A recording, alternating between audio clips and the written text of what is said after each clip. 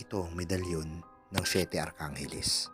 Dito nakapaloob ang salita ng tatlong persona na EJD.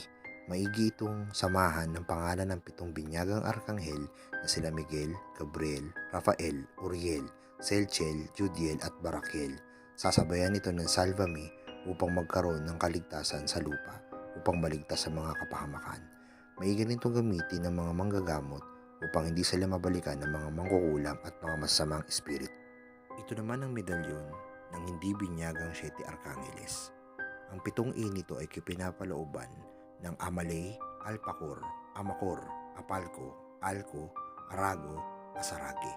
Sinusundan ito ng Salvame upang kumapit ang pagiging poder nito sa magtatangan upang magkaroon ng depensa at kaligtasan.